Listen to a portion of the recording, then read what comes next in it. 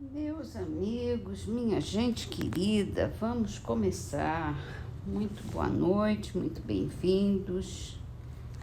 Livro Agenda Cristã de André Luiz, psicografado por Chico Xavier. Ande acima é o nome da mensagem.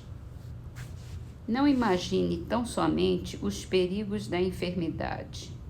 Calcule a alegria e o poder de curar.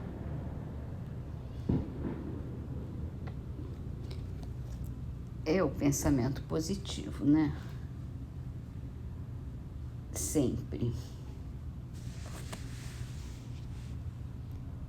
No Livro dos Espíritos, continuando no item separação da alma e do corpo, nós já estamos falando da volta do espírito à vida espiritual depois que extingue a vida corpórea. E Kardec pergunta: como se opera a separação da alma e do corpo? Rotos os laços que a retinham, ela se desprende. Kardec pergunta ainda: a separação se dá instantaneamente por brusca transição? Haverá alguma linha de demarcação nitidamente traçada entre a vida e a morte? Não. A alma se desprende gradualmente, não se escapa como um pássaro cativo a que se restitua subitamente a liberdade. Aqueles dois estados se tocam e confundem, de sorte que o espírito se solta pouco a pouco dos laços que o prendiam. Estes laços se desatam, não se quebram. Kardec faz uma nota aqui no final.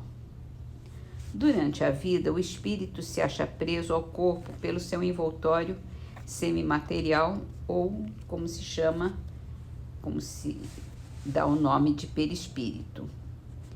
A morte é a destruição do corpo somente, não a desse outro invólucro que do corpo se separa quando cessa neste a vida orgânica.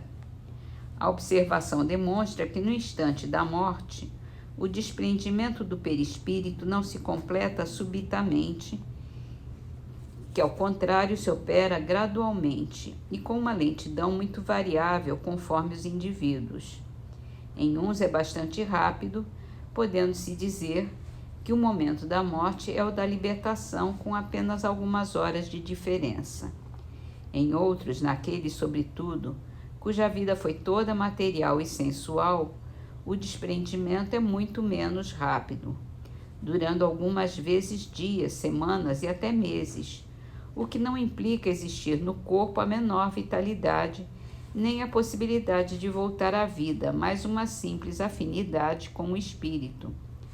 Afinidade que guarda sempre proporção com a preponderância que durante a vida o espírito deu à matéria. É com efeito racional conceber-se que quanto mais o espírito se haja identificado com a matéria, tanto mais penoso lhe seja se separar dela, ao passo que a atividade intelectual e moral, a elevação dos pensamentos, operam um começo de desprendimento mesmo durante a vida do corpo, de modo que, chegando à morte, ele é quase instantâneo. Tal o resultado dos estudos feitos em todos os indivíduos que se tem podido observar por ocasião da morte. Essas observações ainda provam que a afinidade persistente entre a alma e o corpo em certos indivíduos é às vezes muito penosa, porque o espírito pode experimentar o horror da decomposição. Esse caso, porém, é excepcional e peculiar a certos gêneros de vida e a certos gêneros de morte. Verifica-se com alguns suicidas. Quer dizer, quanto mais preso à matéria nós somos, quanto mais valor à matéria nós damos, mais difícil e mais demorada é essa separação do corpo com o espírito. Por isso que a gente tem que ir se preparando já para dar mais valor ao espírito do que a matéria. A matéria fica e deixamos ela aí.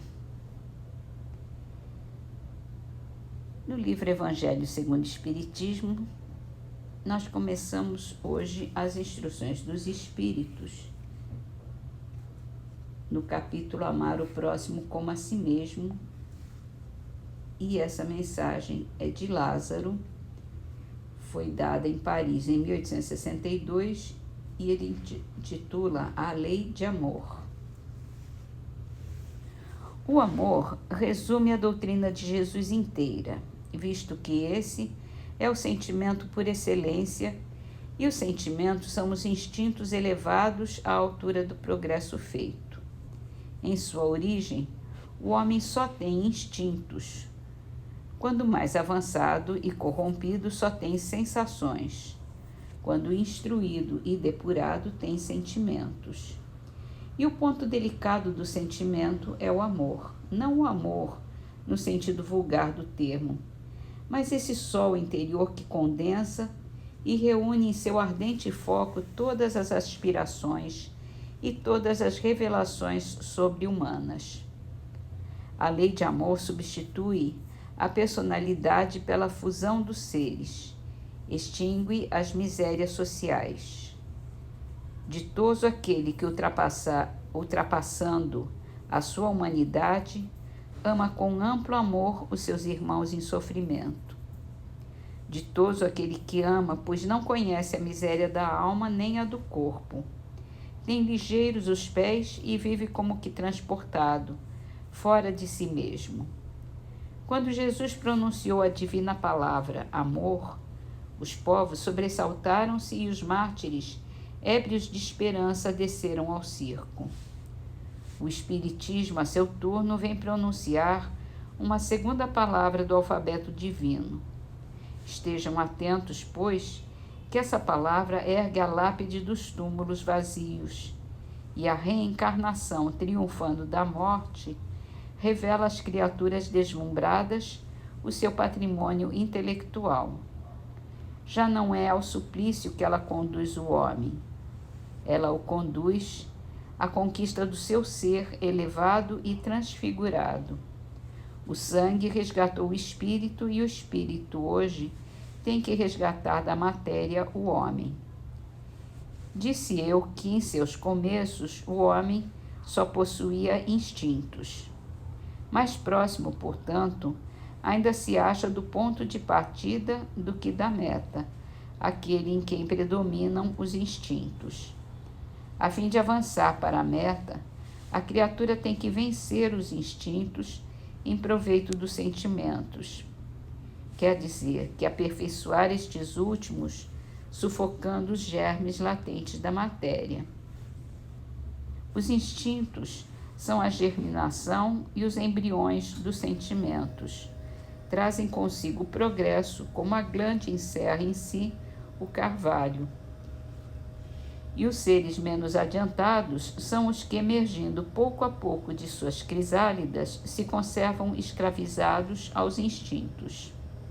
O espírito precisa ser cultivado como um campo. Toda a riqueza futura depende do labor atual, que granjeará muito mais a nós do que bens terrenos, a elevação gloriosa. É então que, compreendendo a lei de amor que liga todos os seres, buscaremos nela os gozos suavíssimos da alma, prelúdios das alegrias celestes. Muito bonito.